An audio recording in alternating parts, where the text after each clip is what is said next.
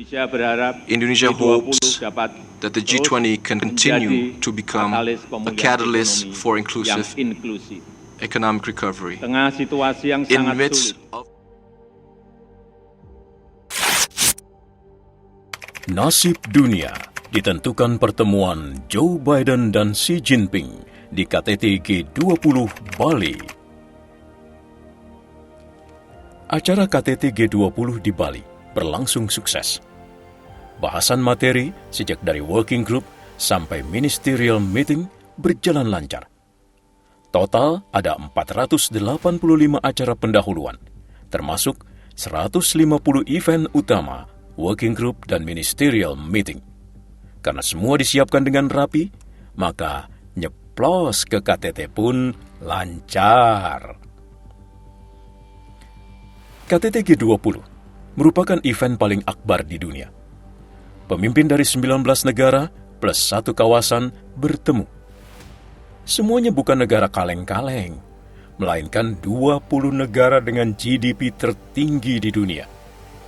Yang paling tinggi Amerika Serikat dengan GDP 2021 sebesar 22,9 triliun US dollar.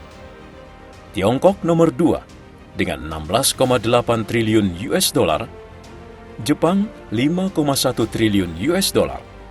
Jerman 4,2 triliun US dollar dan seterusnya. Indonesia di nomor 16 dengan 1,4 triliun US dollar. Lumayan. Di tengah hingar-bingar KTT G20, ada satu momen bersejarah yang patut diingat. Apalagi kalau bukan pertemuan dua pemimpin negara superpower, Amerika dan China, yaitu Joe Biden dan Xi Jinping. Sebagai pemimpin negara masing-masing, mereka baru pertama kali bertemu di ajang G20 ini. Persaingan kedua negara tersebut selalu sengit dan panas. Pangkal soalnya ya banyak dan laten. Ada perkara hak cipta, fairness dalam ekspor, masalah Taiwan, Laut Cina Selatan, dan banyak lainnya. Sejauh ini, hubungan ekonomi kedua negara masih berlangsung, hanya tidak optimal.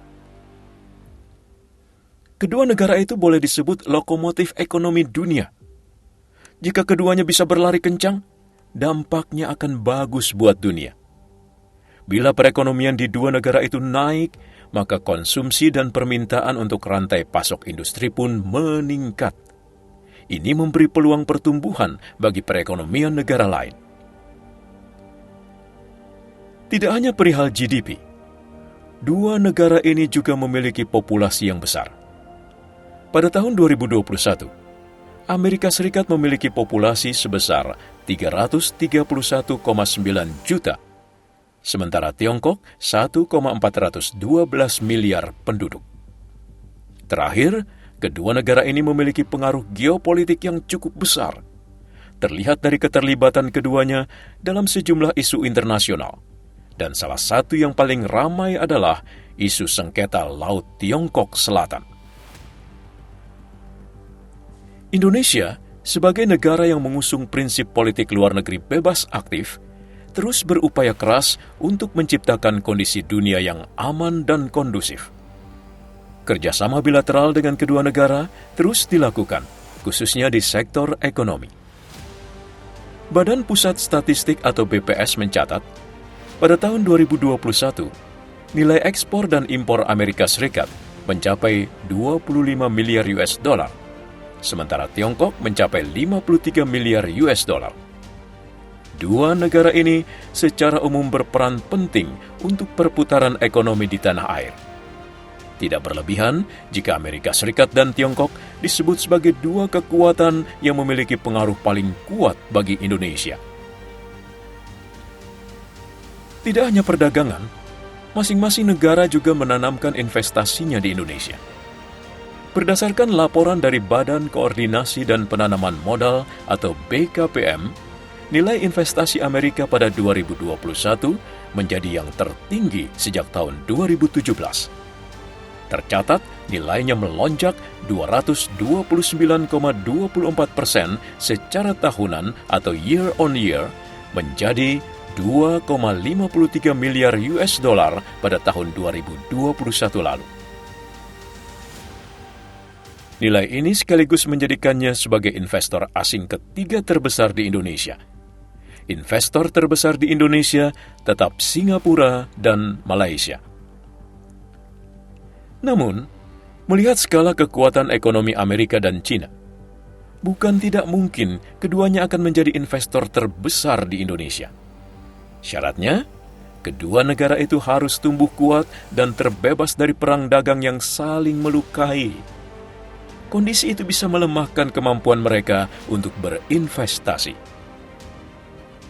Kini, selepas memegang presidensi G20, Indonesia akan memegang keketatan di ASEAN pada 2023. Dengan mengemban peran ini, seperti dikatakan Presiden Jokowi, Indonesia akan membawa ASEAN sebagai kawasan dengan tingkat pertumbuhan tertinggi di dunia. Presiden Joko Widodo juga bertekad agar ASEAN menjadi kawasan geopolitik yang stabil. Dengan demikian, segala tantangan ekonomi global, seperti yang kita dengar dari arena KTT G20 di Bali, tidak harus memenuhi jalan buntu di semua arah. ASEAN bertekad bisa menjadi pusat pertumbuhan yang dalam batas tertentu akan berkontribusi dalam menggerakkan ekonomi dunia. Kekuatan ekonomi ASEAN tak bisa diremehkan. Kawasan ini bisa meringankan beban ekonomi 2023 yang dihantui resesi. Kontribusi ASEAN akan semakin nyata bila dua mitra penting, Amerika dan Tiongkok, meredakan ketegangan mereka dan kembali merajut hubungan ekonomi yang saling menguntungkan.